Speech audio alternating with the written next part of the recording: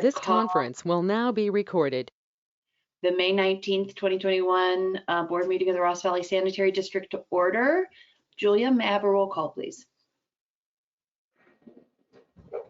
Yes, thank you. Borstein, Yes. Gaffney, Here. Kelly, Here. Meigs, Present. Scylla, Here. all present. Thank you. Thank you. Will you join me in the Pledge of Allegiance, please? I pledge allegiance to the flag of the United States of America and to the republic for which it stands, one nation, under God, indivisible, with liberty and justice for all. Thank you. And now we will adjourn to closed session. I will see you over on that link, board members and council. This conference will We have now a be business recorded. report from our closed session. So moving on to agenda item number 6, approval of the agenda. Does anyone have any changes they want to make to the agenda, or I'll ask for a motion? I move we approve the agenda. I'd second that. Tom, will you move the agenda, please, since you're off? Oh. Can you hear me? I seconded the agenda item. Oh, I apologize. I can't hear you. Hold on a second. Can you hear me now?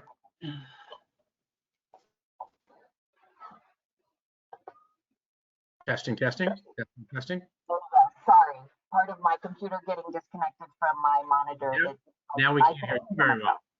Now we can't hear you. Now we can't hear you very well. It's all muffled. There we go. Is that better? It's better Yes. for us. Can you hear us? Sorry, I have 2 channels for speaker and microphone, and I have to get it just right. Okay. Apologies. Okay, so do I have a motion for the approval of the Michael's agenda? motion. I moved the agenda. I seconded it. Great. And Julia knows all of that. Okay, roll call vote, please, Julia. Thank you. Borstein, Yes. Gaffney, Yes. Kelly, Yes. Meigs, Yes. Scylla, Yes, unanimous vote. Thank you. thank you. Item number 7, open time for public to raise items not on the agenda or for future agendas. Do we have any public with us who wish to speak to this item? Seeing none, we'll move on to agenda item number 8, committees report out. Item A, Finance Committee. Tom, will you do a quick report on the Finance Committee for us? Okay, Mary and I met yesterday and we reviewed the interim financial statements. We didn't have any major comments on that at all. We had a long discussion on the change orders for the Laurel Grove contract. And the key point on that is that we had, in staff's opinion, a really good contractor and favorable rates. And so we used him for 3 other projects. So most of the change order amount is actually additional projects. And he kept his unit rates that were for pipe bursting on Laurel Grove, which was kind of level, for some work on Fawn Drive and steep area, and then crossings of Francis Drake. So that was an example of taking advantage of a good construction worker. We discussed the selection process and met Mr. Park, and he's here, so we'll go over that again tonight. And then we had a good discussion on the bids that we're going to award tonight, which came in way under budget. So it's a key consideration. And then we had many comments on the draft fiscal year budget, and staff stressed that it is a draft and it's there's going to be some changes to it, necessitated. And that's it. Thank you. Central Marin Sanitation Agency, Doug or Michael, who'd like to report on that? Sure, I'll start.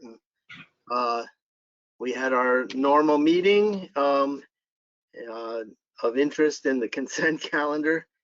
We did a land use agreement with Towser Apiaries, who loves all of our flowers at the district, and they're going to come put in beehives in the way far southeast end where we don't have any buildings or workers. And we're going to be helping out the bee population in conjunction with our one water philosophy that we're all trying to take now, because the bee populations suck. And they wanted to know what we want for that, and it's just spare stuff back there. So hopefully they'll give us some honey to have a taste of, and we won't be able to private label it because I would call it effluent, but not the best idea probably for honey. We went over the pension obligation bond. We had a presentation and we look in pretty good shape. We looked at the draft budget. It's a 2-year budget at CMSA, and that looks like it's really in good shape. I think that over the past 4 or 5 years, we've had a lot to do with what our budget looks like over there, because we suggested that they go out and look at 10 years out, and I'll be making decisions based on that. We went over the OPEB funding plans, and that looks in a good shape. We've been having some planning with a woman named Michelle Pla for our CMSA 5-year strategic plan, and we got the final version shown to us, and we approved that. There's nothing historical going on there, but it's just very nice and gets tighter and really gets us in stride with our One Water, what we're doing in the future. And that was kind of it. Doug, did you want to? Yeah, I want to add some comments. On the pension bond, this was a presentation on how we could have a pension bond to lower our pension obligation. As you know, on this board, we are adding additional funds each year for the purpose of keeping our OPEB obligation down to 6 years, which I think is now at 5 years, and our unfunded pension liability down to 12 years, which I believe now is 11 years, and we're on track. I'm not particularly in favor of a pension bond at CMSA, and I spoke at the end of the presentation about, can't we just pay some money into this and lower it? And the answer is, yeah, we could. We get kind of a 7% screwing every year that we're not fully funded. But I think rather than take out pension obligations where there's a 3% change, going through all of that and having all that debt, it may make sense. So we're going to take a look at that. So that pension bond presentation may turn into a pre-fund some of our unfunded pension liability decision later on. We don't know where we'll be on that. The OPEB is looking pretty good. I think that's all I'll add for now. I think some things came up in the 5-year plan that we may talk about a little later on. Yeah, Tom is on the finance committee on CMSA, and he had some comments about that pension obligation bond presentation from the finance committee. Yeah, I did. I have reservations about it too, and there are some risks involved if you issue bonds for the pension. For example, you've got the money and you've got to invest it, and so the assumption is that the investments are good. Well, what if our investments come in at 3%? Because if that, and so they don't make the 7% target either, and that's I think a key point on that. I requested that the finance committee review the pension obligation bonds again at CMSA. I'm glad you did that, Tom. I can tell you that we didn't violate any Brown Act because I didn't know you said any of that. I felt the same way. So great minds apparently think alike. Yeah. Yeah, I think that's great. I'm glad that we have such active participation at CMSA, particularly, having the president position finally, and then Tom participating on the finance committee with his background and our board's interest in it. Thank you. North Bay Watershed Association, Pam, is there a report on that? Yes, we had a meeting on May 7th for 2 hours. We had 14 North Bay Watershed board members, and also it comprised of 27 agency staff, stakeholders, partners, and interested members of the public. Our budget is about $400,000, and our our bills were $89,000. let's see, Andy Rogers did an executive director report, and that include various agencies throughout the 5 counties that are involved. We had a guest presentation from the Water Resilience Bond update from Mark Fenstermaker, a Pacific Policy Group. He also talked about SB 45, AB 1500, which will be $3.41 billion for a drought package. So anyway, at some point, I'd like to ask us, can we get access to some of that money, or maybe MMWD? He also broke down various other expenses, including a wildfire package with that money. And then the other presentation was a water supply roundtable update and board information exchange. They did an overview on the water supply. It's about 49% now for MMWD. They're wanting us to cut back to 40%, and they want each person to not go over 50 gallons a day. And I bought one of those Flume smart meters. They're awesome. They're excellent to measure your water, and they're easy. They're an app on your phone, and you get a rebate. I think it's you end up paying, I think, $50 after the rebate. And then last, Brad Sherwood gave some updates on Lake Sonoma and Lake Mendocino water supply. He's talking about how serious and dry it is. So I'm not sure we're going to get any water from them. It doesn't sound that way at presently. And that's it. And I sent you all the draft minutes. If I might say, Pam, you're absolutely right, and good for you that you got that Flume meter. And if you're interested, you better go online and do it, because that's while supplies last. And so if you go to marinwater.org and put in Flume meter, they're normally $200. And as of right now, I think there's 500 left. So, you know, it'll help you to find a leak or something that you don't know about in your, there it goes. So it's there's lots and lots of stuff, as Pam noted, on the marinwater.org for rebates for all sorts of stuff, and some of them are limited supply. So All right, thank okay, any questions or comments on any of those reports? Seeing none, we'll go to item number 9, verbal report by general manager. Steve. Thank you, President Silla. I'll go over about 4 things today, very briefly, a brief report.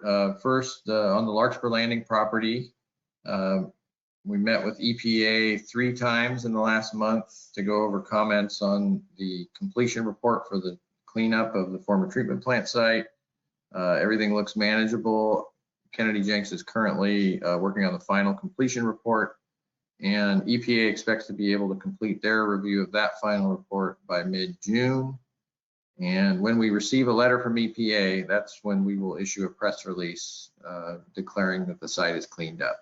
And that can trigger more public discussions about the future of that property. Second, the easement initiative that we kicked off on March 2nd. To date, we've received about 536 entries of contact information from property owners where they have easements for public sewer mains. And another piece of information, in tracking the use of our website, there were an average of about 2,700 visits to our website in the months preceding the easement initiative. It jumped from 2,700 to 4,383 visits in March. And then in April, it stayed up in around 3,280 visits. So there's more traffic now on our website, which we like to see. Speaking of traffic, on the GM Bulletin, we used to have a mailing list of 252. That was increased to 473 recipients of the GM Bulletin in April. So we're continuing to try to get more interaction out there, public outreach.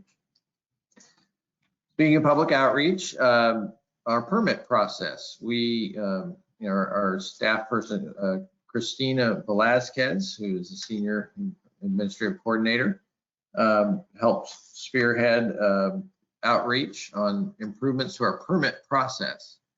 She got the word out in mid-April to our list of contractors, realtors, customers about a new permit process that will be in effect May 17th.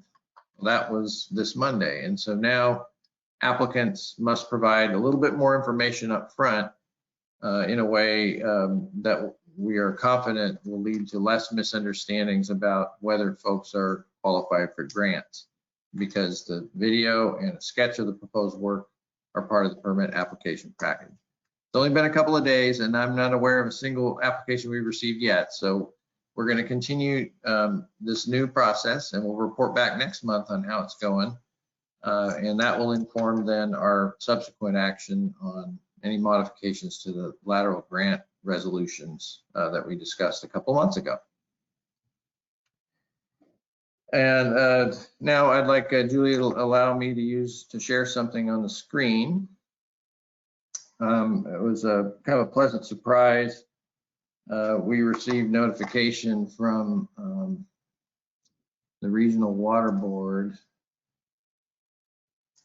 that we successfully met all the requirements of the Administrative Civil Liability Order of 2012. This letter came in the mail this Monday.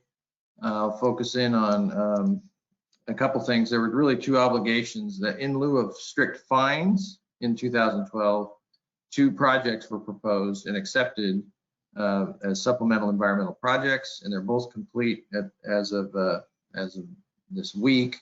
You heard on my verbal report in January that we had completed the payments on the supplemental environmental project, the Southeastern Creekside Marsh Habitat Enhancement Supplemental Environmental Project. You didn't know, and I actually, honestly, I didn't realize this either, but by getting that all paid off, we avoided a $249,000, $249,370 additional fine. So that's been permanently waived. And then work that had been done before I was here on the private lateral replacement grant, which we just touched on, that satisfied the requirement of the ACL back in 2015. And by doing that program, we avoided $482,000 in fines. That's over $731,000 in potential liability that's been waived by the completion of these projects. And so that's closure on the ACL, not the cease and desist order. We're going to hopefully get this type of closure next year for that. And then we can quit sharing now. Thank you, Julia. And then finally, just a quick point of interest. Today, myself and the general managers of CMSA, Jason Dow, and of SD2, RJ Swoko, were asked to meet with Department of General Services about lands, state lands, where our joint force main cross on its way to the CMSA plant. This land, former gun range, has been identified by the state as potential affordable housing. But our force main goes right through the middle of it, and it really is probably the most vulnerable and important piece of infrastructure that Ross Valley Sanitary District owns and operates. It couldn't be higher stakes. And so we had a good, honest meeting with them because they had a conceptual plan that was encroaching too much on the force main for sustainability. So we've begun the dialogue with them about how to structure a development on that property to maintain access. And one nuance that I reminded them of is this is a utility easement, and in the event, let's say recycled water was going to be exported into the Ross Valley via purple pipe or other methods, this would really be the pathway and the construction for that to happen. For instance, if there were a housing development in our former treatment plant site and we wanted to have recycled water, how do you think we're going to get it there? That would be one way we might construct something to get it there, hypothetically. So we've begun the dialogue with them about how we could possibly coexist with an affordable housing development there, but it's just begun. Okay, and that's all I have for my my update. Thank you. Where is that former gun range, Steve? Can you describe the location?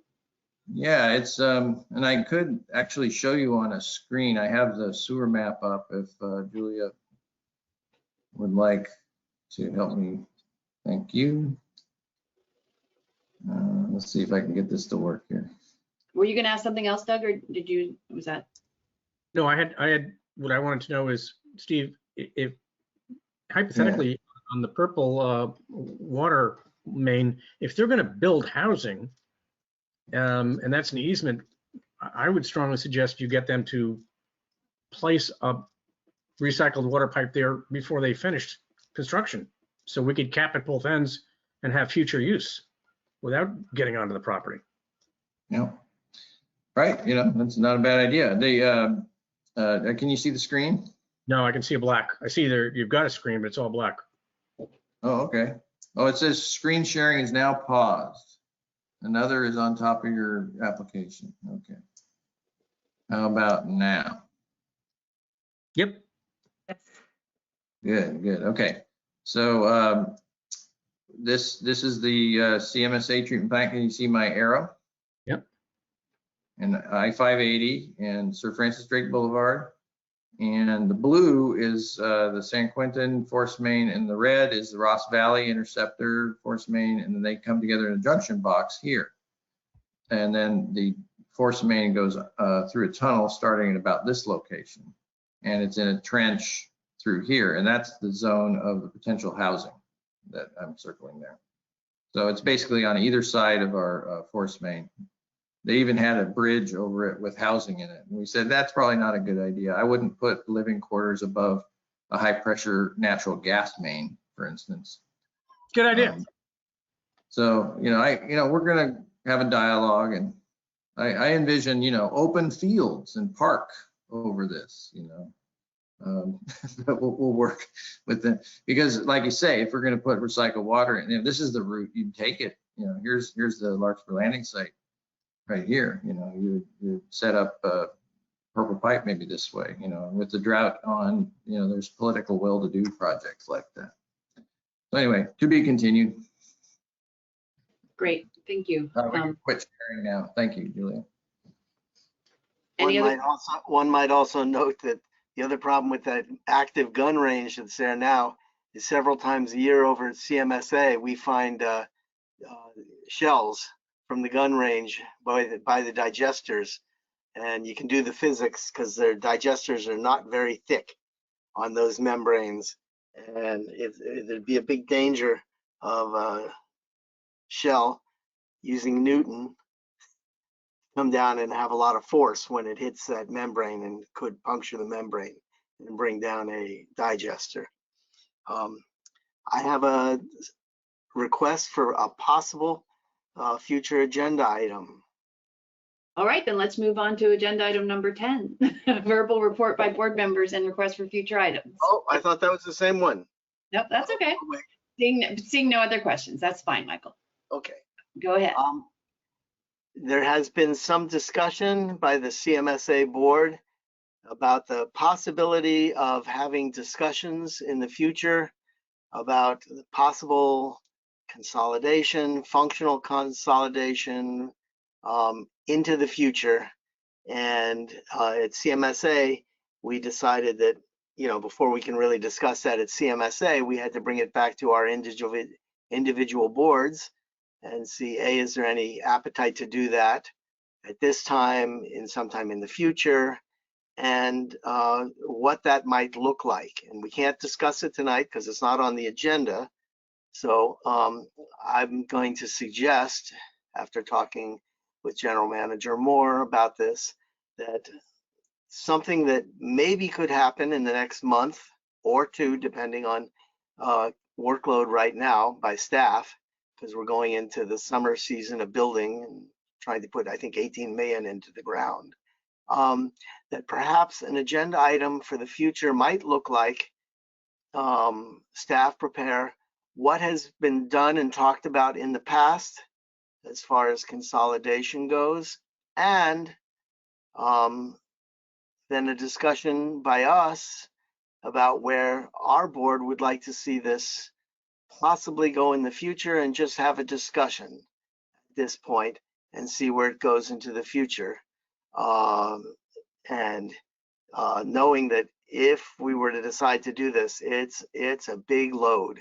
It's a heavy lift, and there's going to be a lot of work, and timing of it is probably crucial also. So I would like to suggest that either at the next or even July meeting, that we put a thing on there about just discussing what's been done and talked about in the past, and then just have a discussion amongst ourselves on the agenda of what that might look like in our minds.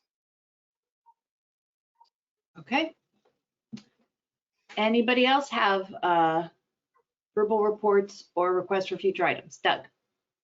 Well, it's the one that just came up. I'd like, Steve, I'd like to talk about that location for Purple Pipe. I'd rather plan it now than, we're going to have to do that at some point, and the construction is interesting, but let's find out what that Purple Pipe would cost us to construct, regardless of what happens with the housing project. I think we're going to have recycled water in Ross Valley, and I'd rather get ahead of the game. So that's just my thought. Okay. Thank you. Yes, Pam. I have the agenda items from when we did a consolidation financial independent report. So we could add that to Michael's item, I would appreciate it. And also I have the minutes from a public meeting we did about consolidation as well. That was at Jason's. So I have all that. Okay. All right, as we think about staff putting that together, just know Pam has those resources. Okay, anybody else on this agenda item? All right, then we'll move on to agenda item number 11, consent calendar. Does anyone have anything they want to pull off the consent calendar tonight? Okay, then I'll entertain a motion for the consent calendar. We approve the consent calendar. Thank you. Second? I'll do a second. there you Okay, go. Pam got there first. Thank you. Michael and Pam. Julia. Mary, I have a question before we. Oh, yes. Pardon me. Yes, Tom. Andrea, I missed a lot of that meeting, but I came towards the end. Do I abstain or what do I do? You mean with respect to the meeting minutes? Yeah. I think you were there for long enough to be part of the approval for the minutes. If you prefer to abstain, you may, but I think it's legitimate to vote on the minutes. I'm approving what I heard. Great. Okay, roll call vote, Julia. Thank you. Ornstein, Yes. Daphne, Yes. Kelly, Yes. Megs, Yes. Stella. Yes. Unanimous Tom, vote, I think thank you.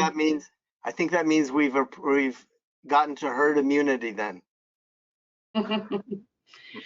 Okay, thank you. Agenda item number 12, consideration of approving and authorizing the general manager upon review and approval of council to execute a consultant services agreement with Park Engineering in the total amount of $516,140,000 for construction management of the 2021 gravity sewer improvements project. Steve, do you want to introduce this? Yes, thank you, President Stilla. Before we get started, did all the board members receive that subsequent email from Board Clerk Julia? Yeah, that has the additional information. That's great. Okay, I'll just introduce this item by reminding the board that we're part of our capital projects this summer is the Fiscal 2021 gravity sewer project, which we've had different design consultants work on, and your approval of those contracts. And And, we've gone out to bid on this project. It's a little bit bigger scope than we originally envisioned. But we'll talk about, it's part of the budget, and we're finding a way to provide for it. And this is another piece of that puzzle is to make sure we have a qualified construction management firm assisting us, because it's a complex project, being in different parts of the district and different jurisdictions that we need to work with and all of that. And so you might recall that you approved Jill Barnes as assisting us with doing an RFP process a few months ago. And this item is the culmination of that request for proposals, competitive process, and staff recommendation to work with Park Engineering for that upcoming work. And we expect to open bids in early part of June, first week of June on this project. And we'll have a better picture at that time of what the overall budget impacts are. But we're excited to get the work done, because as I mentioned about a month and a half ago, a lot of these pipelines that we're going to be addressing are listed in the Regional Water Board cease and desist order as infrastructure assets that we need to address to be in compliance with that regulatory order. So getting this work done is key. And that's my introduction. I want to introduce Phil Benedetti, who helped manage the RFP process and is managing the process of getting the project out to bid and finalized and in the ground. So Phil, please introduce Jamin Park, who is also here joining us. Thank you. Thank you, Steve. Yes, so like Steve was talking about, the RFP process was a qualifications-based selection process. And this was based on firm team qualifications, their project approach, and also their understanding of our project schedule. And Park Engineering ranked the highest among our panel selections, and in particular, their understanding of district needs and challenges really shined through in their proposal. And yeah, that's they were unanimously selected by all three panelists, and as well as the averages of all those scores, which are summarized in that attachment. And with that, yeah, I'd like to introduce Jamin Park with Park Engineering. Thank you. Good evening. It's nice to see everybody. Looks like a few of you have actually met previously. But anyway, I'm Jamin Park, and I'm actually going to be the construction manager on the project. We're really excited to do this project with Rvst Valley Sanitation District. And, the company background, what we really specialize in is doing construction management for public agencies. And that's really the focus of our company and our business.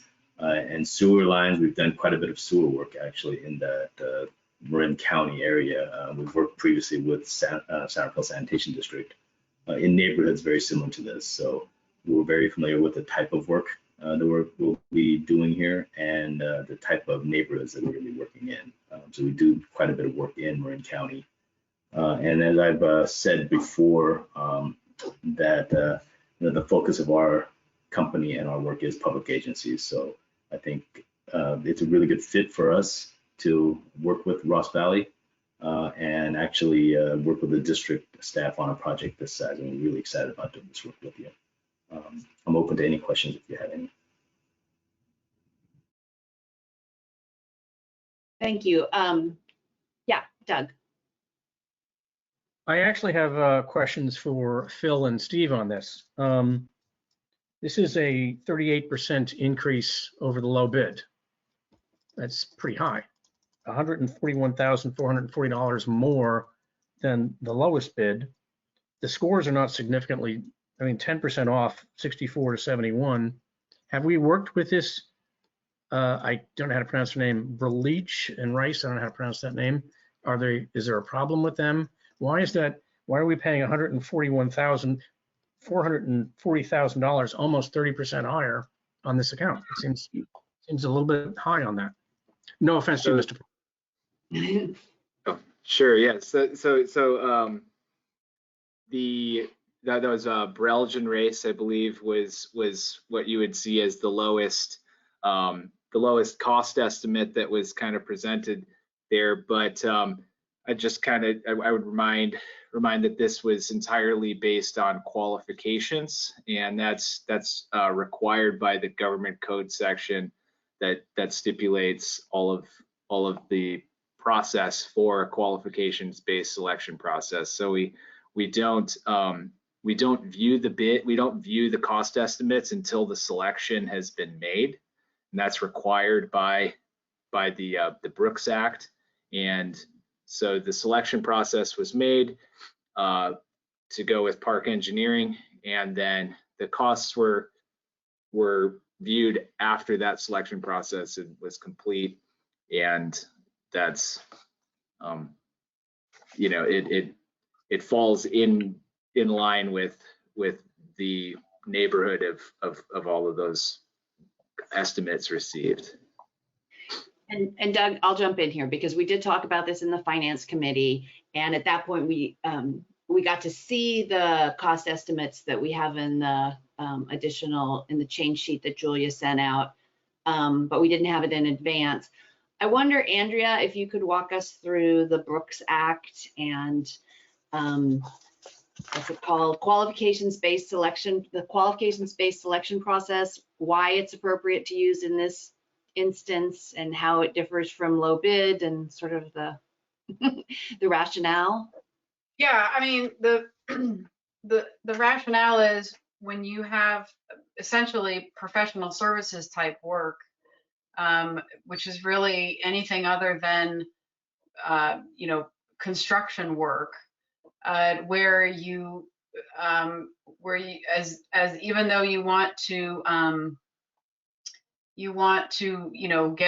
get good work for a low amount of money because it's public funds, with specialized kind of work, public agencies are not held to choosing the lowest price because it's a specialized area of work, and the law gives you the ability to choose the contractor for this type of work based on their qualifications first, which I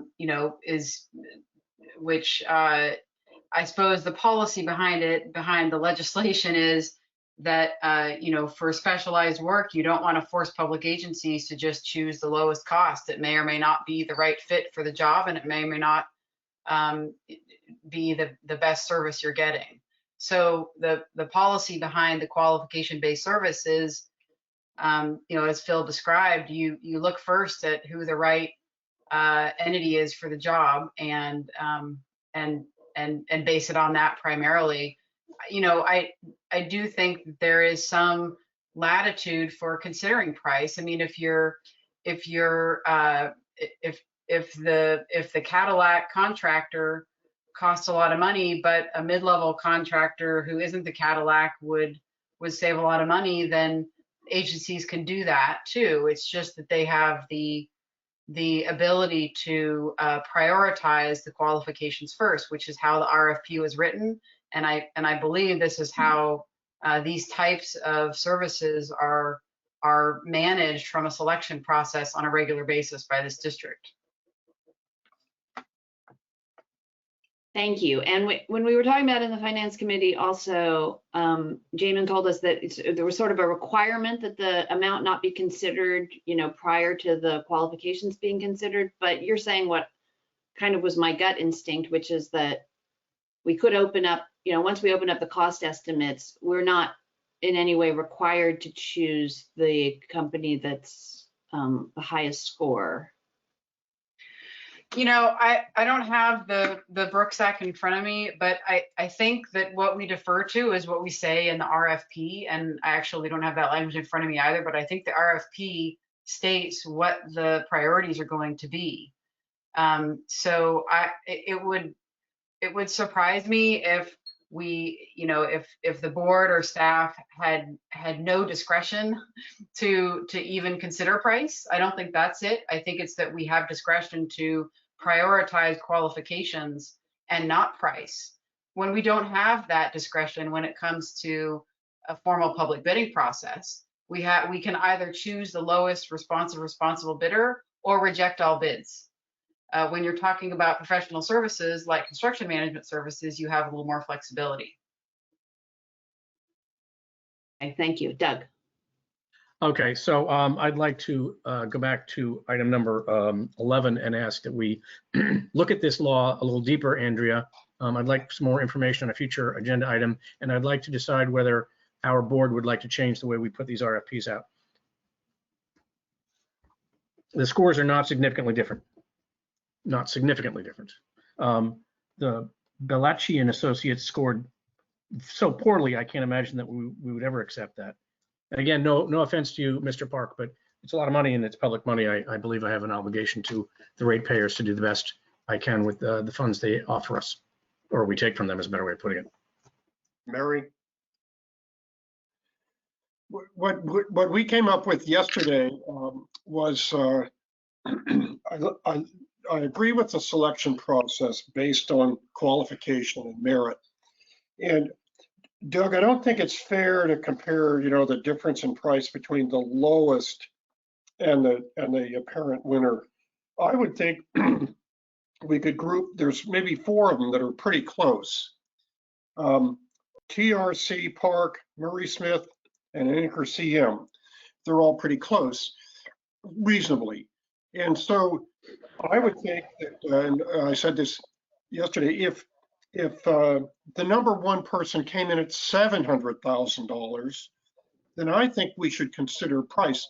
And staff also told us that they consider the references. So they, I think Phil, after the selection, went and checked references. So we do have kind of follow-up after the performance. But I suggested yesterday that perhaps we could add price and give it a percentage, 20% or something like that. We've got percentages here for those categories, and probably references, add a percentage for those things. And that might be in line with what you're thinking we could do in the future. Yeah, if I can just touch on that, Tom. It wasn't that I picked the low bid versus the second to highest bid. It's that I picked the low bid that I saw the score was not that significantly off. The references are 13 versus 14. Personal qualification 17 versus 18.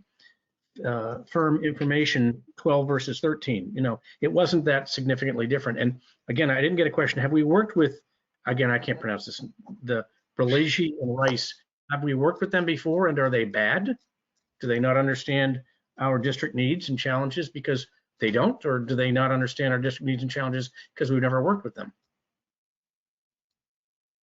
So, to speak to their proposal specifically, there were a few, I won't call them, errors, but just there were some glaring areas of oversight in that proposal in particular that,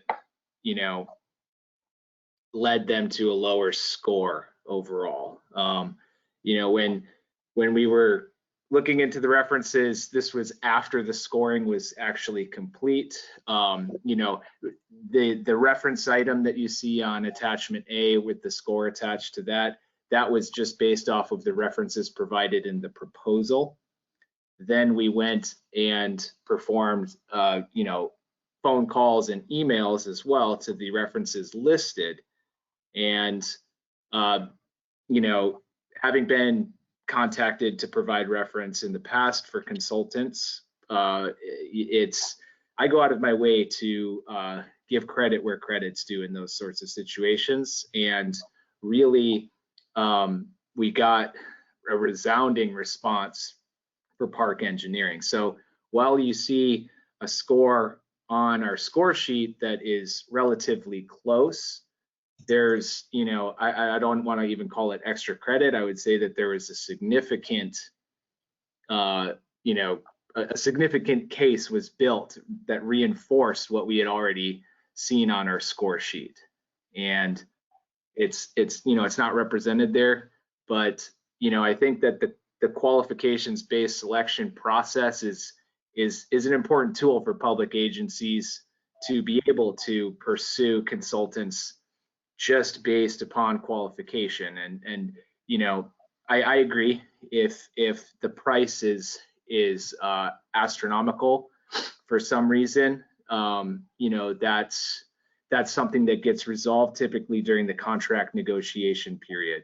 And you know, that typical range of cost for, you know, CM services, you're looking at about 15% of construction of the construction value, the construction contract value, and park engineering is below that. So I feel like that satisfied everything enough for me that it's, you know, not irresponsible use of those public funds, and that, you know, we have selected the best candidate based on qualifications alone. I had a question, Phil. I'm assuming you didn't call references for any of the other candidates. You checked Park Engineering's as a final step. We contacted most of the references for I would say most of the consultants. Oh, okay. Yes. Okay, so you're saying multiple. the you know, oral the telephone references for them stood out.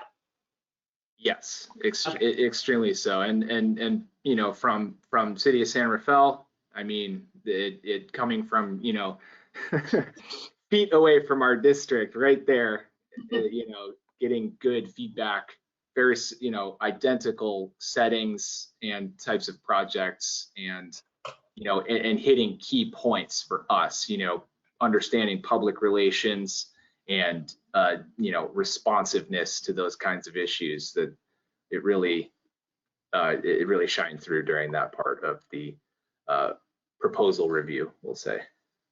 And I'll just say also, Doug, for historical reference, I feel like we went through a period of time years ago where we had a similar situation where the staff started bringing us, you know, qualifications-based contracts and giving us these, you know, sheets that showed that we weren't choosing the lowest bidder. So I think it is, you know, it's the tension that we're supposed to hold as a board, to realize that we don't always just go for the lowest bidder, that may result in, you know, some other inefficiencies, or may not be the best decision.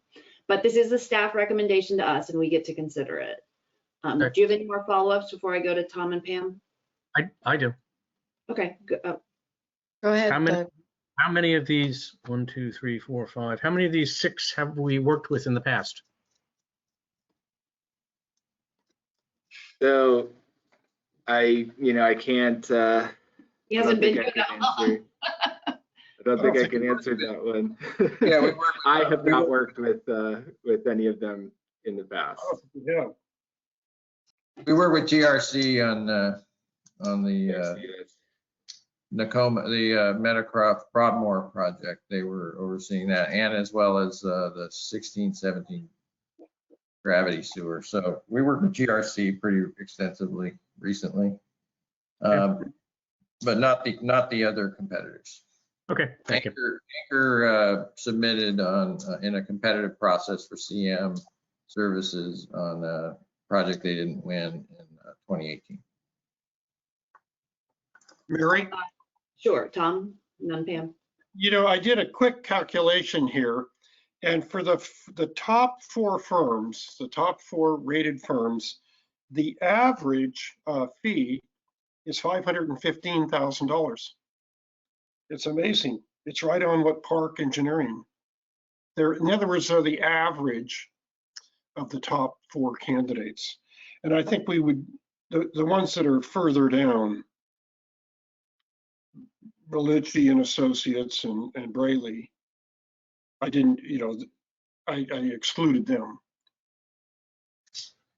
Yeah, thank you. I mean, I that's so funny, because I was thinking about like as considering sort of a standard deviation. So you've given us the mean, and Yeah, the average of the top 4. Of the top 4, right? Okay, Pam. A couple of things. This is a practice we've done, I don't know how many times, but I remember clearly it's not always the lowest number is the best contract, so, and we've picked other agencies based on knowing the district or whatever. And I think we have to think about what is best for the agency and best for the work done. And I feel okay with this contract. My last quick question is, did we follow this Brooks Act? Well, what we're talking about is the Brooks Act is a federal law, and there's a mini Brooks Act in California that is a general qualifications base that allows public agencies to do qualifications based bidding, that generally provides, you go out for 3 or more bids, and it allows local agencies to prioritize qualifications. So it's not like the Brooks Act or the mini Brooks Act says thou shalt and tells you exactly what to do. It gives you the option to go through this process in a way that prioritizes qualifications. And it's specifically for contracts for private architects, engineering, and construction project management. So it's pretty much on point. I'll do a little bit of looking, consistent with Doug's question, to see what sort of guidance is out there as to how price plays a role in it. I mean, I presume the board could say to this particular contractor, hey, could we negotiate a lower price, right? There's nothing that precludes that. But the point is, you're not held to the lowest bid on contracts like this, because you, as we've talked about, you shouldn't have to be when it's a specialized service. You want to get the right service. If you pay low dollar for everything, then public agencies would maybe not always, get the best work. Great, thank you. Well, it's interesting that nobody's disputing the qualifications of park engineering in this discussion. We're talking about the process.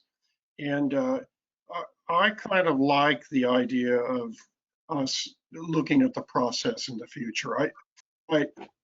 We don't have to have the cost estimate in the main consideration. There would be 2 after the oral presentation. We'd have 1, we check the price to make sure it's logical, and 2, the references, more detailed work. That's what staff kind of did anyway.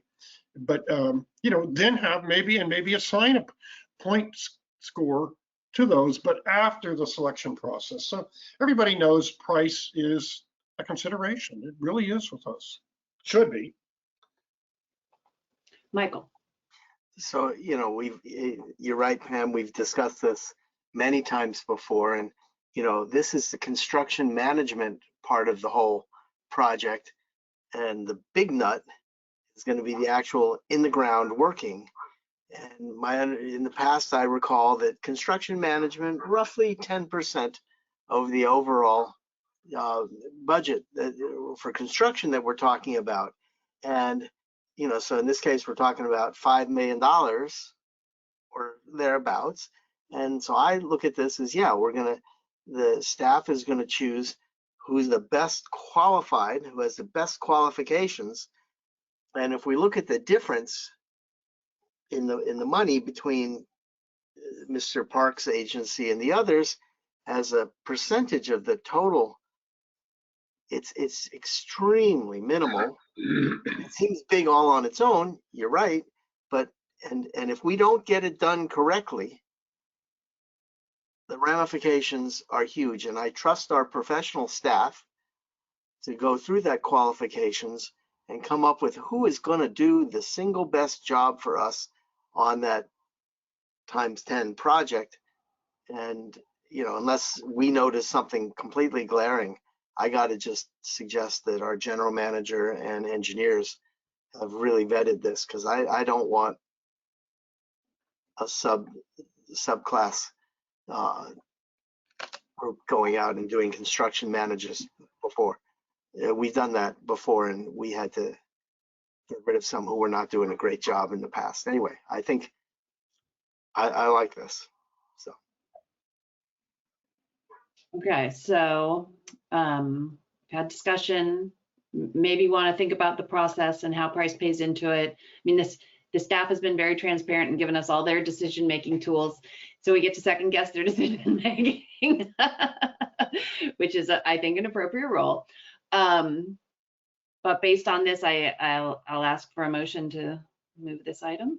I move that we approve and authorize the general manager upon review and approval of council to execute a consultant services agreement with Park Engineering, Inc. in the total amount of $516,140 for construction management services for the 2021 Gravity Sewer Improvements Project, project number 951.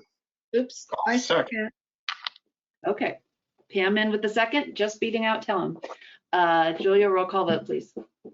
Thank you. Borstein, Yes. Gaffney, Yes. Kelly, Yes. Meigs, Yes.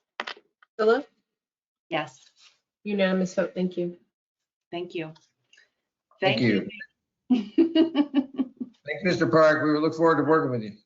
Thanks, Thank Mr. you. Thank you. And by the way, my maiden name is Park. Oh, I like it. All right. Thank you.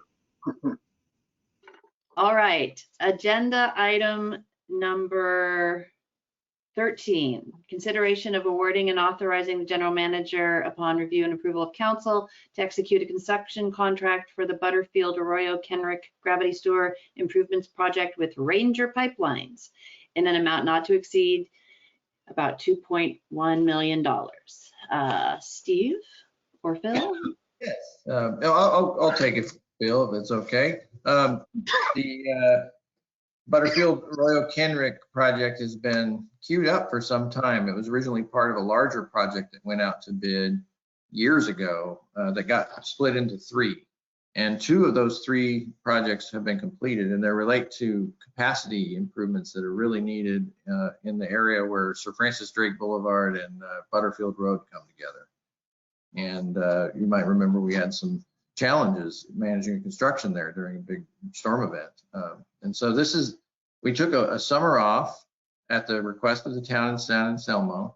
That gave us time to get our application to the State Water Board for state revolving fund loan funding that comes from the federal government to diversify our financing of the different capital projects. So, and it's funny, we actually have George Hicks is in the room with his video turned off. He was a consultant. I asked him to come on a different item tonight, but he helped us get the SRF application together for this project. Thank you, George. You don't have to say anything. But yes, welcome. So there's a few stories to tell here. I don't want to go on and on, but we opened bids on April 29th, and they came in quite a bit lower than the engineer's estimate. And I had Phil explain a little bit, why was that the case? And our engineer used unit cost factors, cost per foot or cost per area for items in the bid sheet that were higher in the Marin area than in other parts of the Bay Area. Well, the bids that came in had unit costs that were lower, more typical of the rest of the Bay Area. And we had many bids. You might see in table 1 in the staff report, we received 7 bids. And they were all, 4 of them were almost half the engineer's estimate. There were some that were clustered around the engineer's estimate. But that just, we grasped to try to explain it. We can talk about it more during this item, but it's competitive out there. And so we received some good prices and there were no bid protests. So, this price is going to hold. And it had a beneficial impact on what we're going to discuss our next agenda item on the budget. The cost savings were so significant that it had an impact on the capital budget so that we don't have to dip into the capital reserve. It was that significant. So it's worth noting that we got an excellent price. We've worked with Ranger before on several projects. In the end, we've really met on the level with Ranger Pipelines, in terms of closing out projects. And we've had while had some construction related challenges on some projects, on others, it's gone quite well. And so I think it's good news that they were the low bidder, and we look forward to working with them as part of the project team. I mentioned the state revolving fund funding from the state. We met with them really closely to make sure that in order to meet a tight construction window, because of the community interest and concern about impacts on traffic during school year on that narrow Butterfield Road, we have a tight construction window of June 15th to August 15th when school is out. And so we know we're not going to be able to get the financing agreement finalized with the state before June 15th, which is rapidly approaching. Is that a problem?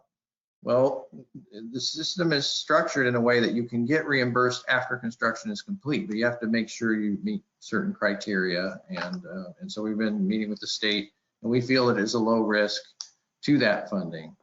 We originally thought that funding needed to be in excess of $3 million. The bids were so low that our estimate for that is only 1.3 million now. The overall project, actually, we included another piece of work up in Fawn Drive, which is a few blocks north on Butterfield Road, to address some needed capital improvements there. So we bundled the project and ended up getting a very competitive price for that work as well as the Butterfield work. So we're very fortunate. It's a good news story, I think, on many fronts.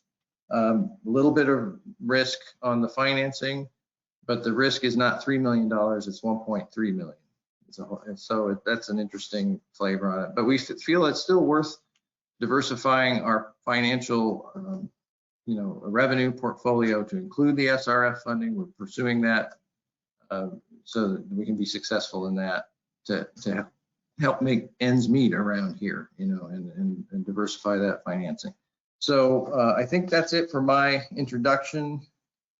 If Phil, if I missed anything, maybe the board would be interested in hearing about.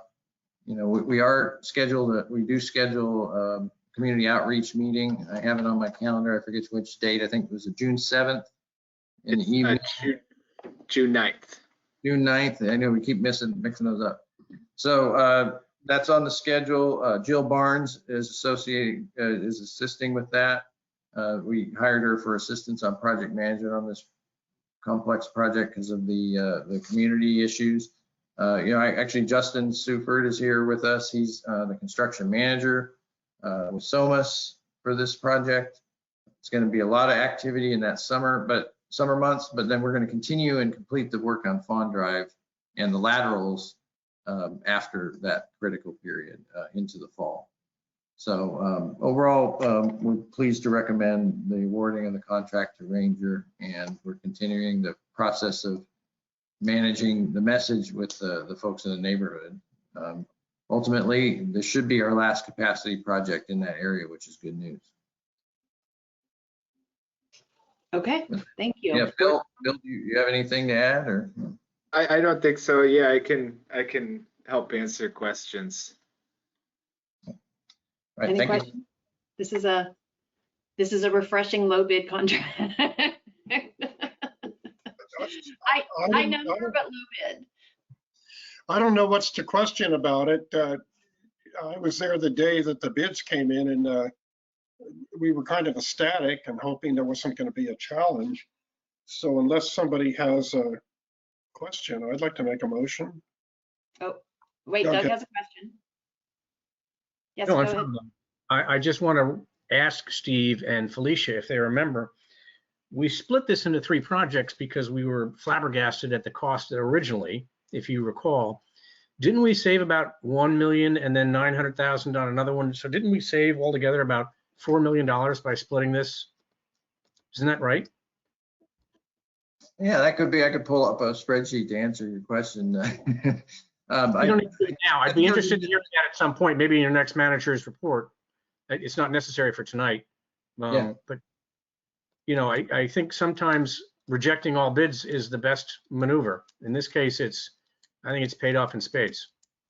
Yeah, I think just this one alone, I know the middle project was more expensive than originally envisioned because pilot tube bore, there was some specialty construction that happened.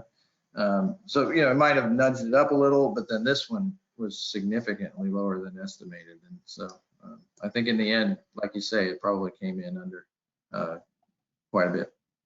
Okay, thanks so much. Okay, any other questions? And I'll entertain a motion. Tom?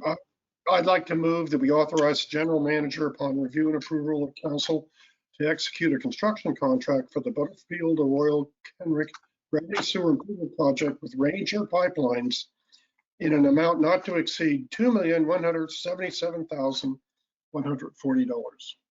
And I'd second that. Thank you. Julia, roll call vote, please. Yes, thank you. Ornstein, Yes. Gaffney, Yes. Kelly, Yes. Meigs, Yes. Scylla, Yes. unanimous vote. Thank you. Thank you. Thank you, board members. Thank you. Okay, agenda item number 14, consideration of accepting the draft fiscal year 2021 budget. Steve? Yes.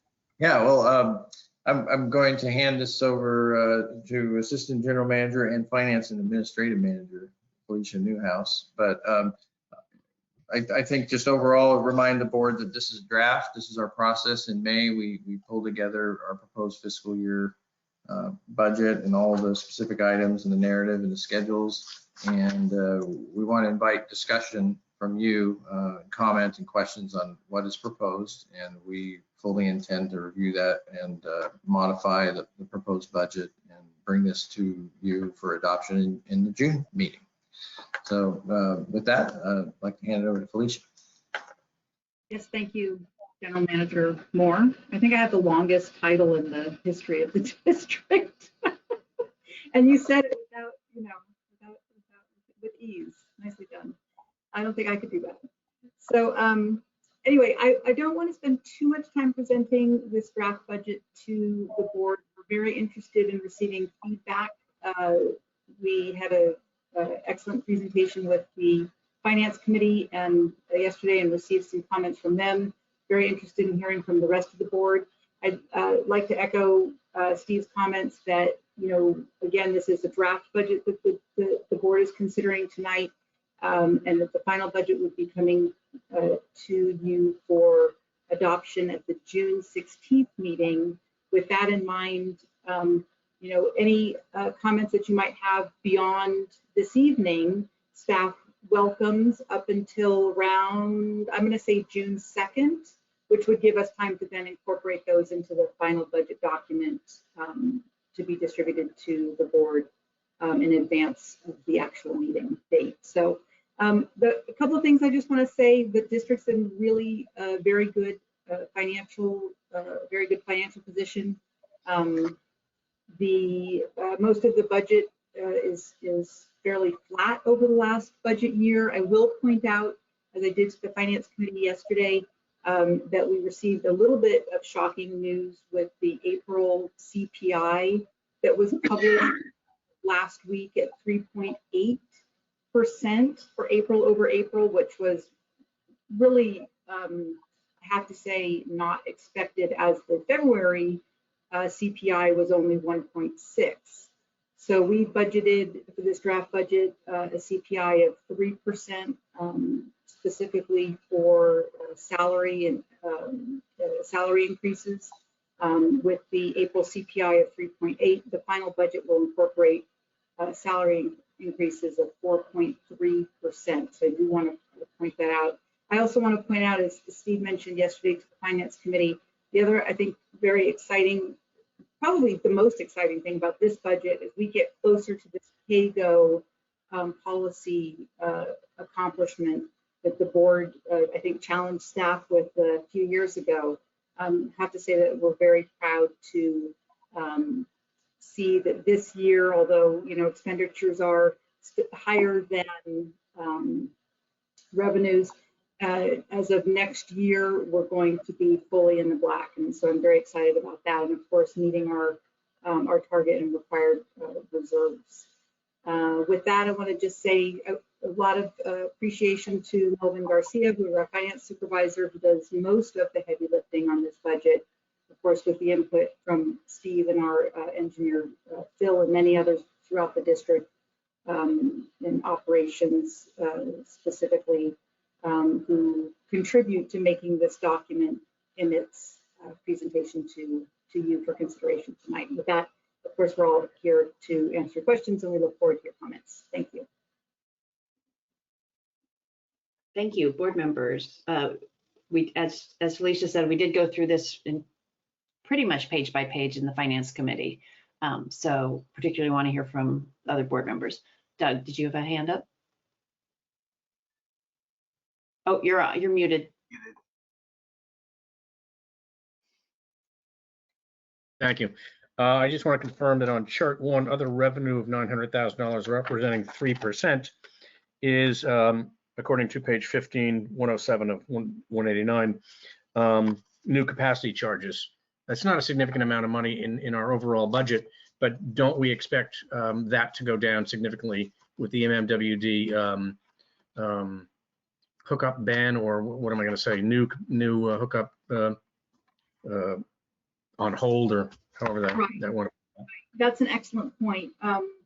There are a couple of developments already in the pipeline, however, so we can't expect those to go through without the moratorium restrictions, I believe. That said, I think your point is well taken that, you know, the higher capacity fees, you know, we can't rely, Marin General Hospital isn't going to come around again next year, right? So we do have to do a little bit of a balancing act in terms of our expected revenue. I'm sorry, is Marin General coming in this year or next year? Which was that? No, I'm saying it was our current year, we received that revenue, and that's obviously not expected to continue into this future. Okay. No, it's the budget's in great shape. I admire all the administration, Melvin, Felicia, Steve, for doing such a great job on the budget. It's critical. Thank you. Michael, go ahead. It's an excellent budget, and I attended silently, without video, the finance committee yesterday, and they painstakingly spent 2 hours going through it page by page. And so all my questions and answers and questions that I didn't even have were answered. And so I thought that was terrific. Pam, go ahead. Yes, I agree. Yesterday's meeting was excellent. I sent a few questions, small questions today, but Tom, with your experience and your know-how, it really made it easy. It's a long meeting, but I only have one tiny question, is do we ever look at our budget every year and see if we can lower the rates? That's the only question which I did not throw out. But overall, I'm pretty happy with it. Thank you. Thank you, Director Meggs. I'd like to point out actually, and Director Gaffney mentioned this yesterday at the Finance Committee meeting. I think there's a couple of places in the draft budget we refer to the rate increase as 6%, and that's actually a rounded up number. The actual rate increase is 5%. And that, of course, is based on the 5-year rate schedule that was adopted by the board in 2019. So this budget reflects the 3rd year of that 5-year rate schedule. I'm sorry, I didn't hear what you said. It got a little muffled. So I was just saying that this proposed budget reflects the 3rd year of the 5-year adopted rate schedule. But we don't have any excess funds, right? Ma'am. Okay. Yeah, and then for the out years that are captured in Schedule 9, which is on starts on page 39 into page 40, which is 131 and 132 of the budget. This is where we look further out beyond just this fiscal year 22 we look at 23 through fiscal 27. And in there, we have some assumptions on, cost of living increases and that sort of thing. In the capital program, this is where I spent more of my time. We designed the program and then for the capital fund, and the other sources, we assume less for the sewer service charges on the out years. So as Felicia mentioned, 5.8% this year, next year, the following year as part of the 5-year study. Then we assume 4% just for planning purposes for those out years. That will be something you will review in a Prop 218 process, and we'll go through that process again where we'll have an opportunity to balance things out, do the same hard look at what our anticipated capital costs are, what are the assumptions behind salaries and benefits and everything, and what do we need, and what can we live with as far as rate increases. And 4% is just a thought idea right now. What makes sense at that time based on your revenue story, and we can create a strong rationale for less increases. Great, that's a good explanation. I can tell my neighbors. Thanks. I'd also like to Go ahead. Yeah, thank you. It has come up in a couple of different venues about, how the water usage may affect rates, in particular restaurants, and other commercial customers whose rates are dependent upon their water usage. And I am still preparing that analysis and will give that to the board at the June meeting. Thank you. Glad you're doing that. Yeah, one thing before, please, I want to hear more questions, but while I was talking about the Schedule 9, which is, looking into the future and how we're doing, and I explained this a little bit at the Finance Committee meeting, but I took a look at what our Infrastructure Asset Management Plan capital program was suggesting based on risk management. This is something you all have invested in, this $1 million or so to really take a hard look and define what we need to invest in from a risk management standpoint, like the creek crossings and the I&I reduction and, environmental protection based.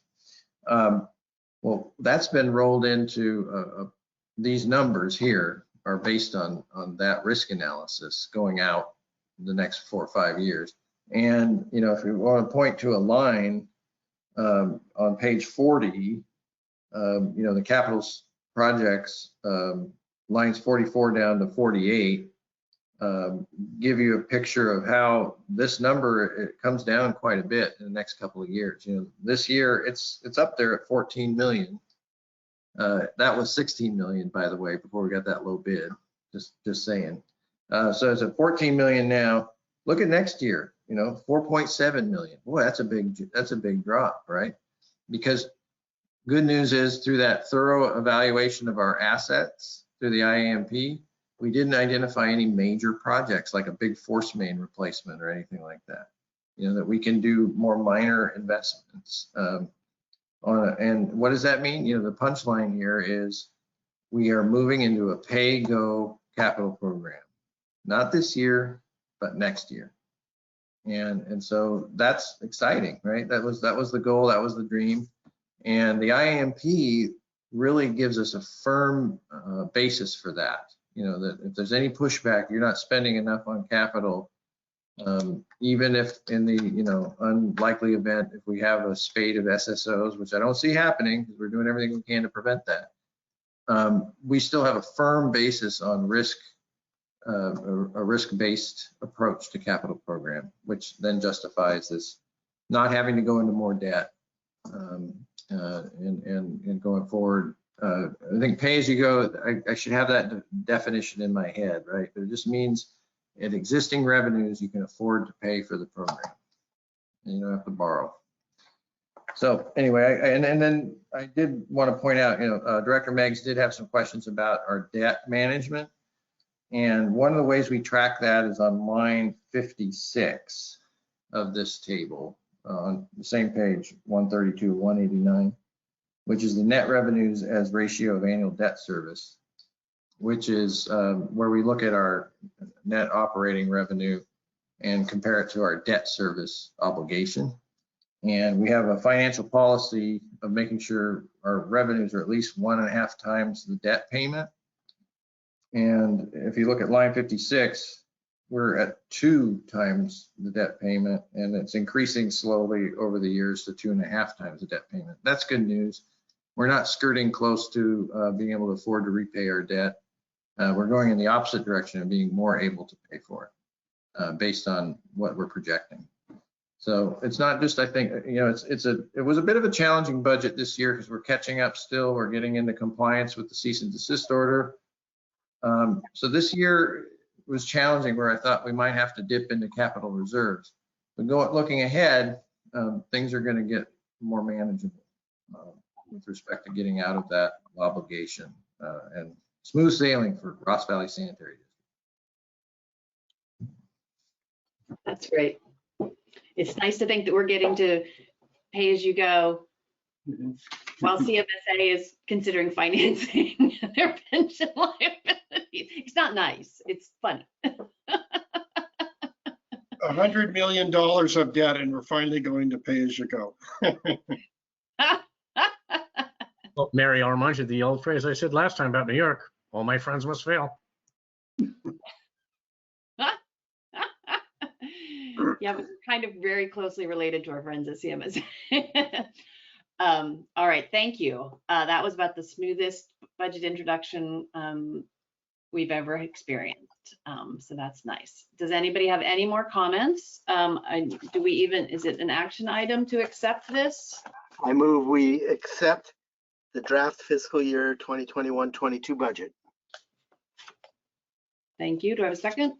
Well, I'll second it, knowing that there will be changes to it as based on comments and staff input. Roll call vote, please, Julia.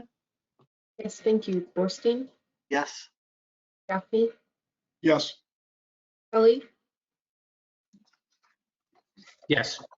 thank you. Megs, Yes. Scylla, Yes, unanimous vote. Thank you. thank you.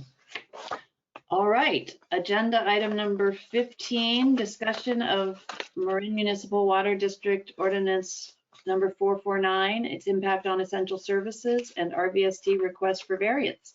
Speaking of our friends. Yes. Oh, thank you, Director Scylla. And I just want to let the board know I invited George Hicks, who not only helped us with state revolving fund applications, but in this case, I asked him to assist us in evaluating the potential financial impact and the impact on our productivity based on recently enacted ordinance. And so he's here to be able to answer questions. But let me just introduce the item very briefly. You've had a chance to review the staff report and the supporting information. And, you know, when I first got here, it was communicated to me, you know, part of the strategic plan, one of the goals that the board had was to really start up recycled water use for our essential services and to explore, you know, if possible. So I thought, you know, that's the intent behind the ordinance, is for the water district to encourage use of recycled water to offset potable water use during this historic drought, right? And so I think that our district has been aligned with that purpose. And so I thought it was worth documenting that in a staff report. So hopefully you had a chance to read some of the history and some of our metrics.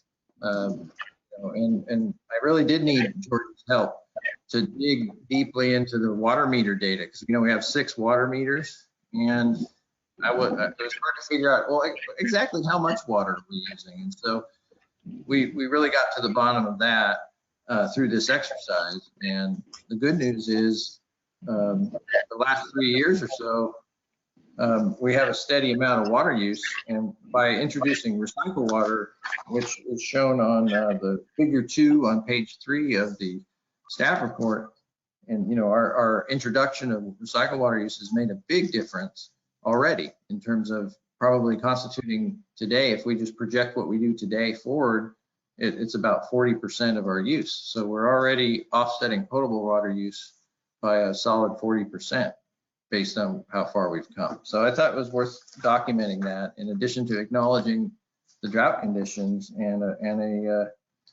then I had staff this month look at water conservation that we might do on top of water recycling, looking into minimizing water use. When, do we always have to clean the sewer before we do the camera work, where we document the condition of the pipe? So we looked at that, and that was one of my attachments to this package.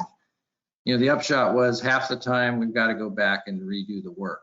We really need to do the pre-jetting using water to be able to get a good condition assessment. But, I thought it was worth us looking into what can we do in this time of scarcity to make the most, out of the potable water we have.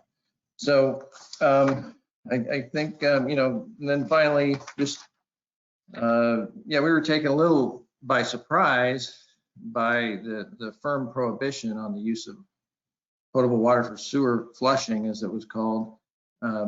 And so I thought it was important to remind folks the essential nature of this. It sounds kind of wasteful, sewer flushing. Like, can't you do that with recycled water? Yeah, we should really look at that where it's practicable and cost effective, and it doesn't have an impact on our protection of public health and the environment, right? And so it's important to remind folks, actually, this water use is essential. And, one of the lessons I learned when I was on the State Water Board during the last drought was there has to be exceptions for health and safety. One of those exceptions was in the desert communities, the use of water they're called evaporative coolers, and in places like desert cities of Indio and the Coachella Valley and those kind of places, the more affordable air conditioning is done with the use of potable water to cool the air and keep things, it's really to protect people's health from overheating and having heat stroke and that sort of thing. So exceptions are made during drought for water uses that are for health and safety. And sewer cleaning, where we don't have purple hydrants like Las Colinas has up in North San Rafael, sewer cleaning using potable water really is a health and safety issue here in Ross Valley. And so we want to make sure that folks were aware of that as we pursue a variance and continue to do what we can to minimize our dependence on potable water, performing our essential services. So I wanted to give the board a thorough review of those issues, and then have George review our operations and what would it cost us to do full 100% recycled water and to comply with a strict prohibition on the use of potable water. And so, George, I'd like to hand it over to you to give the board your impression on how that might affect us in terms of our cost and our productivity. Sure. Thank you, Steve. It's a pleasure to work with you on this item, and a very interesting case here. The bottom line is to convert from your voluntary 40% use of recycled water to 100% is very impactful. And there seems to be two practical ways of doing that. One is to send your cleaning units back to CSMA to refill at the plant with recycled water between cleanings and as they need to throughout the day. And some of the units have bigger tanks and some have smaller, so some would have to make more trips than others. But we estimated that it was going to be 5 trips to do that. And if your crews went back to the plant and did that, you'd basically be impacting productivity to the point where you, to keep up with your sewer cleaning, would have to hire an outfit, an additional crew. And that's extremely expensive. In the staff report, I was trying to be very conservative in the favor of MMWD actually in these. So I estimated the impact at 14%. Now that assumes that the water tanks on every unit are taken completely to empty before they go back and refill. From a practical standpoint, you understand sewer cleaning, that's not really a good assumption. They're going to get to a point somewhere below half where they don't have enough water to set up and clean the others. So they're going to have to go back a few more times than that. So in terms of impacting productivity, it's a minimum of 14%. It could be as much as twice that. But in terms of the cost metrics, whether it's 14 or 28% or somewhere in between, you still have to hire another crew because you're working in unit metrics. 4 can't cover it anymore. You've got to go to 5. And that's about $500,000 a year. That's a bit absurd. The other thing I point out in here is, it's kind of a semi-permanent solution to what is hopefully a temporary problem. You have to outfit the crew, hire personnel, commit to enlarging the organization to adapt to what is a temporary circumstance. So operationally and administratively, that's not a good idea. And from a cost standpoint, it's not a good idea either. The other option we looked at is kind of the reverse, is getting a water truck and ferrying the water to the units in the field as they work. And that is more practical, and it was less expensive. I do want to point out before I get into the numbers here that there's actually a typo in my report that Steve found today. Thank you, Steve. Was putting this together at the last minute. I updated a table and forgot to paste the right one in. So basically, I'll go over the minimal effect it has on the conclusions, but at the bottom of page 4, there's a table there. And if you're good at math, you'll see I have a truck rental rate of $3,990 a month. 12 months a year is $47,880, not $95,760. That got doubled because at one point I was assuming 2 trucks and forgot to change my math there. So, but walking through that ferrying exercise, that's a bit more practical. The water trucks are 2,000 to 3,000 gallons. 2,000. There's kind of a run on water trucks right now because of this. So the district went out as soon as they found out, looked for water trucks, and as I understand it, rented the last water truck you could find in Marin County. It was a 2,000 unit rig, which is big enough to serve the purpose.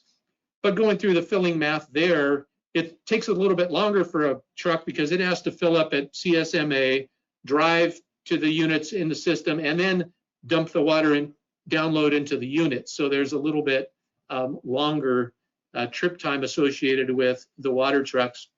But suffice it to say, it's still 5 trips per day. 1 water truck can take care of it. At the bottom of page 4, the total cost for that is not $294. It should be $246,280. So that's about half what hiring another crew would be.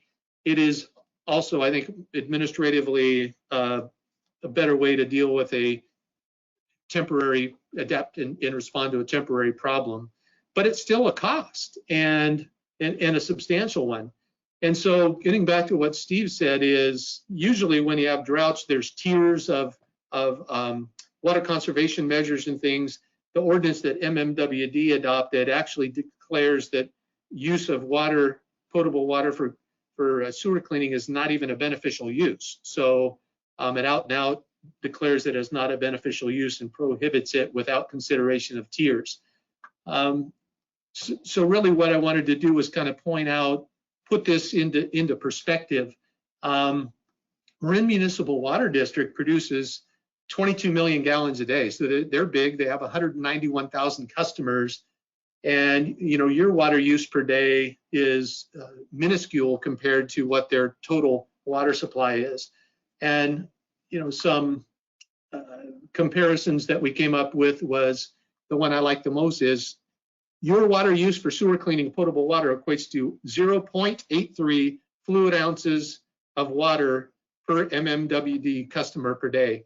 And I was sharing with Steve that I felt like that's about what evaporates out of somebody's coffee cup while they're drinking it in the morning. It's a very small amount of water for a very important purpose. So it's if you look at cost benefit, cause and effect, this prohibition requires you to spend a great deal of money to save what amounts to a very small amount of water. I think it was 1,900 gallons per day. The MMWD's water sales to you they sell it per 100 cubic feet. Their water rate is $6.28 per cubic foot.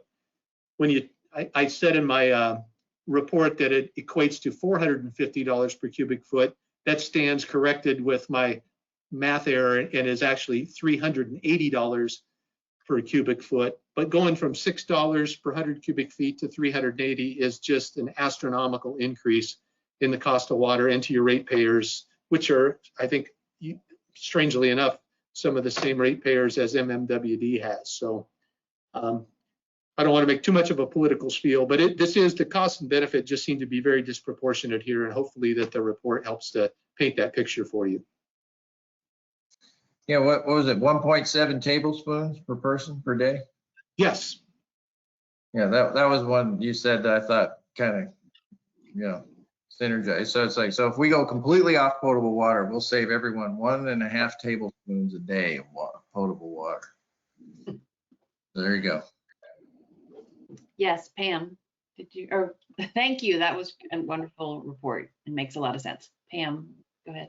With the water resilient bond, I'm not sure where it is in the legislature, but they're talking about a Senate drought package of 3.41 billion of funding. Is there any way we can apply for some of that money for this kind of endeavor?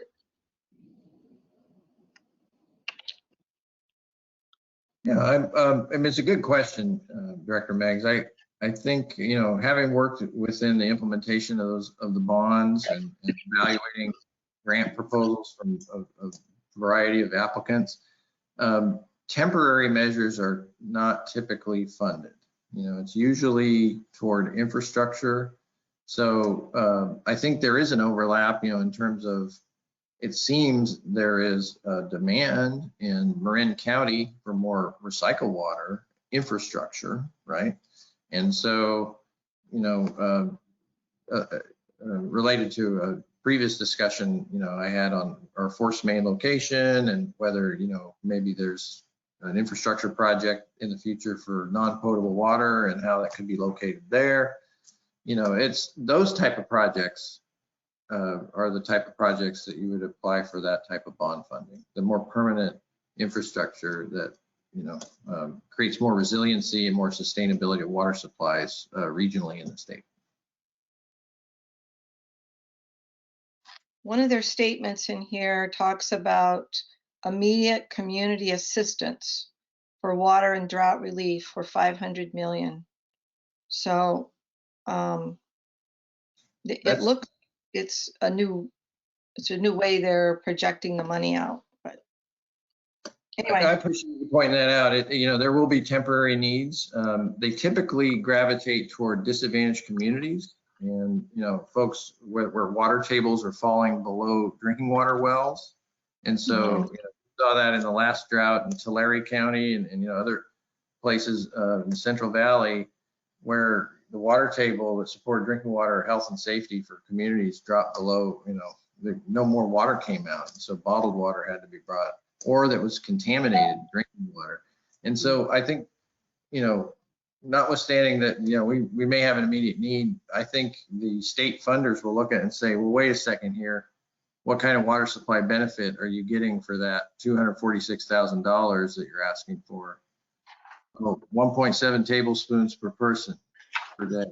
You know, they'll look at that and say, I'm sorry, we're going to give the money to Tulare County. They ran out of water. They can't drink, you know, water. so yeah, I hear you. The way this is written up from Andy is pretty generic, but there is also recycled water for 200 million. But anyway, I hear you. Okay. Yeah, well, and I hear you. You know, we need to look for potential financial relief if needed. But my recommendation is to ask for a variance. You know, and actually verbally we've received assurance that there is going to be a temporary variance at least, and that's good to hear. You know, from Marin Municipal Water District. The materials we've assembled suggest a permanent variance, but you know, we're committed to maximizing the use of recycled water, whether there's a drought or not, you know, just because of the value of water and being good stewards. Great, thank you. Yeah, Doug. Okay, thanks so much. Couple of things. According to page 145, meter records for MMWD and CMSA show that Rvst used 76,400 gallons of water for sewer clearing. 60% of that was potable. So that means about, we're using, I just kind of cocktail napkined this out on Monday through Friday days, 1,758 gallons per day, or 2,931, including recycled. Couple of things. Are you still working, Steve, with CMSA to get a CMSA license for more recycled water so we can use their recycled water for more purposes? And if you are, do you have a hopeful ETA on that?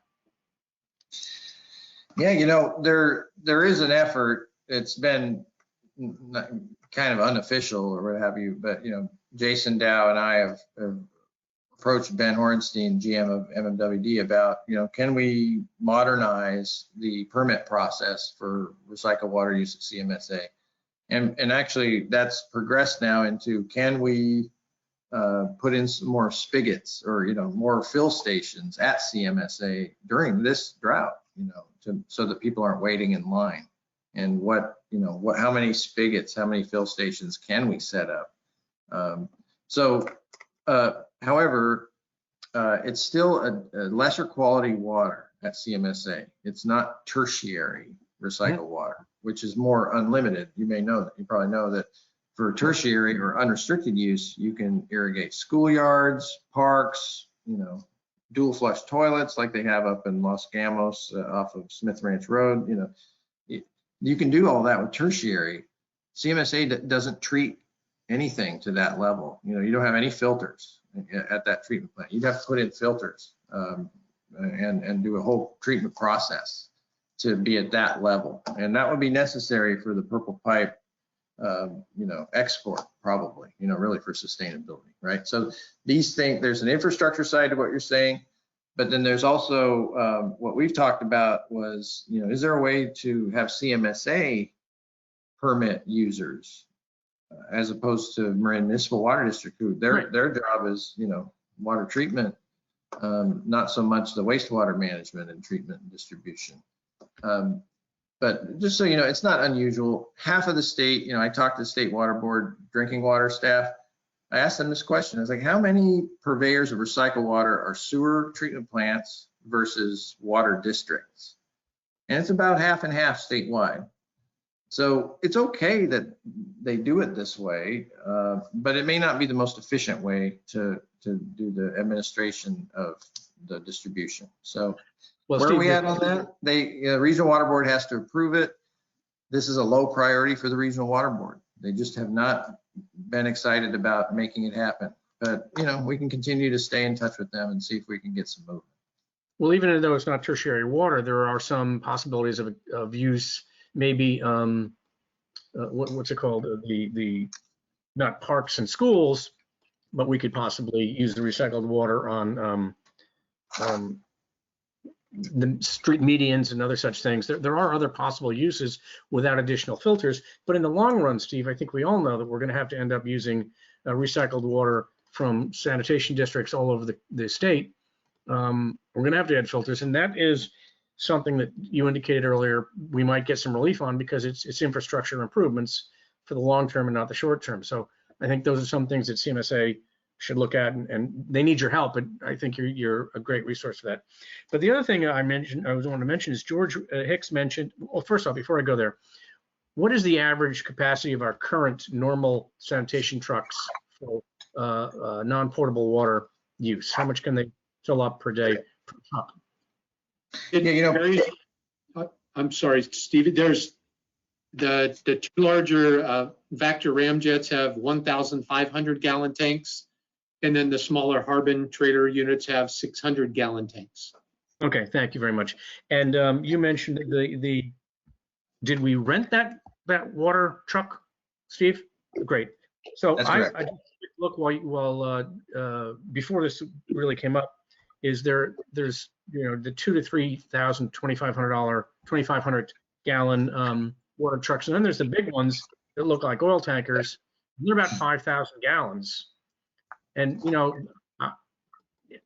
shouldn't this board consider the purchase rather than rental? You know, I think this is a long-term issue, and I think having that type of facility could help. And in a worst case scenario, if it's sitting in a parking lot and there's a fire, it might be helpful for the fire trucks. I mean, I'm just saying, I don't think it'd be the worst thing to have. You know, if we found we didn't need it after a few years, I think we could still sell it. I'm just asking whether that's a good use, because 5,000, if we're using an average of, well, I think that was the one I did before, which was, I didn't divide it by Monday through Friday, but 29.31 per day. No, I think that was the Monday through Friday, 3,000 gallons a day. I realize we have different projects and different times, but hiring one person to drive around, and it wouldn't be every day, might be a good use of our funds, and both short and long term. And then again, would that truck be something we could get relief on? Yeah, one thing about the 5,000 gallon trucks is they are quite large. And in our service area, 68% of our sewer system is 6 inches or less diameter.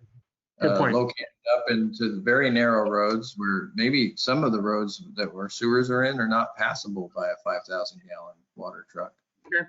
All right, thank you. I think enough information that if I could just add, and Doug, you touched on it a moment ago, which is, that's a different classification of employee than we currently have here at the district, the truck driver. So we have collection system workers, and we would be assigning one of them to effectively drive the truck around all day, which is quite a bit, how do I say it, below their level of expertise and pay scale. So that's just another thing.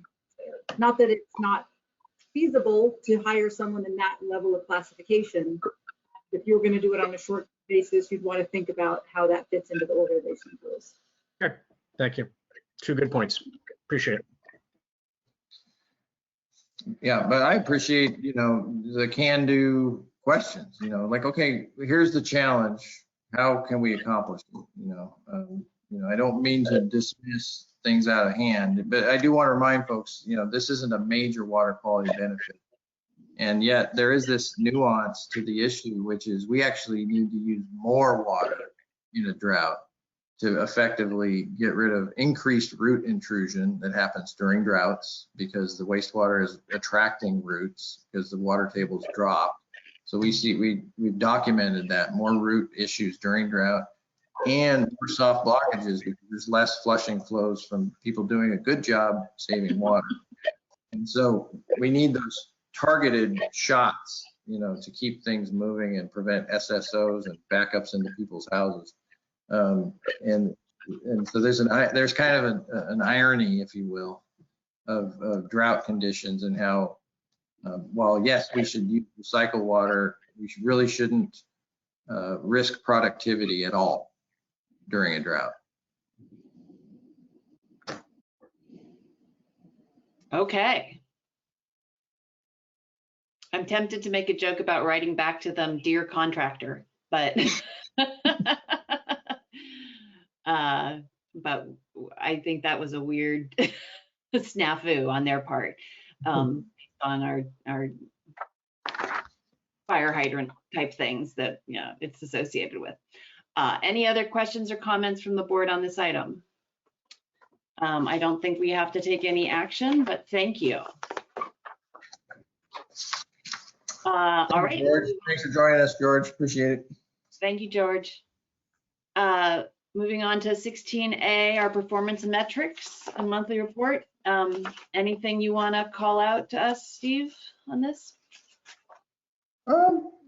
Nothing in particular. If there's any questions, we did have a sanitary sewer overflow. I tried to give some context. In the CWICs, we have to have the overall, which is the reporting system to the state. We have the overall spill, but a great majority of it did not reach surface waters. But since about 99 gallons, based on our calculation, reached surface waters of Sleepy Hollow Creek, we did post signage and sample the creek and got county health sign off that everything was cleaned up okay. So, and that was, I guess there is a story I like to tell in this one. Each SSO will, I'd like to see if it was revealing some kind of a system issue or if it's a maintenance issue. In this case, it's a system issue. This is a unfinished business, really. You know, the mega project that we did the notice of completion on, the 16-17 gravity sewer improvement project, it had some important improvements in the Sleepy Hollow area of going from 6 inches to 8 inches.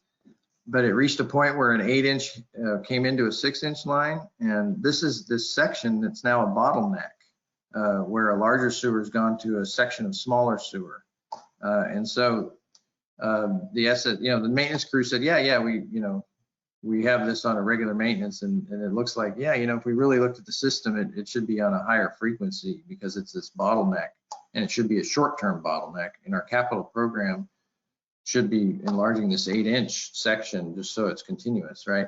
So I think this is a good story, good lesson learned, and actually we call it the Alameda bottleneck, and it's going to be in next summer's construction. Excellent. So feedback on the SSO, and just one of those. But we have a 200-mile system, and we don't catch all of these things. And this one unfortunately create a small issue, but we're going to address it with a more permanent infrastructure solution. I have a quick question. When you get that report from that SSO, does a neighbor call, or how did you get the report? Yeah, I appreciate the question, because each one is different, right? And in this case, we had the overflow happening from a building clean out, right next to somebody's house. That was the low point that was affected. Well, the person, did the right thing almost. They noticed it. It was wastewater decanting, across their patio and over their yard and filtering in the ground, and eventually got to the creek behind their house. They called Roto-Rooter. Roto-Rooter was busy that day and didn't get back there for 6 hours. And Roto-Rooter showed up and said, "Did you call the sanitary district?" And he's like, "Oh no, I didn't know we were supposed to do that." It's like, well, if this ever happens again, that's who you need to call. And then they took care of it, got rid of the blockage. And so the spill of 1975 might have been 100 gallons if they would have called us instead of Roto-Rooter. And it Sounds like we need another commercial, Steve. Hey, we'll keep it up. Yeah, we'll keep up the outreach. We're going to try to get more visitors to our website. We're getting better at that.